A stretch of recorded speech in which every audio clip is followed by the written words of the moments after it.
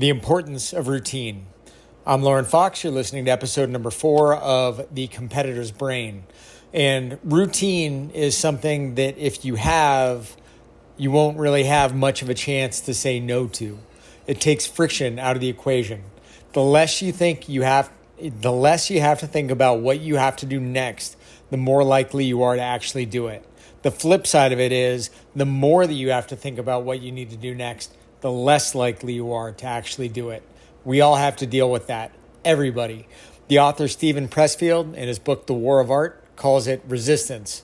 This is the universal force that exists to get you to not do what you actually need to do. This is nothing new. One of the most important figures in Stoicism, Marcus Aurelius, dealt with it too. He said, at dawn, when you have trouble getting out of bed, tell yourself, I have to go to work. As a human being, what do I have to complain of if I'm going to do what I was born for, the things that I was brought into the world to do? Or is this what I was created for, to huddle under the blankets and stay warm? So you were born to feel nice instead of doing things and experiencing them? Don't you see the plants, the birds, the ants, the spiders and bees going about their individual tasks, putting the world in order the best that they can? And you're not willing to do your job as a human being? Why aren't you running to do what your nature demands? And as my friend Dr. Rob Gilbert says, habits and routines give you something to go to when you need something to go to. Routines and habits give you something to fall back on. The great Red Sox third baseman, Wade Boggs, every day or every night for a day game, knew that he was going to be at his position at 7:17 p.m. He ate chicken every day, and he hit better when he ate chicken because it didn't upset his stomach. He had 5 batting titles with the Red Sox. Career, he hit .328.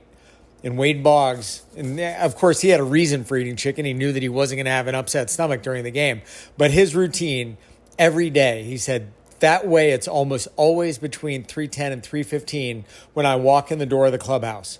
He sits down in front of his locker precisely 3:30, begins to get undressed. Checks his game bats. One for right-handed pitchers, slightly thicker handle if he's facing a lefty. He was a left-handed hitter.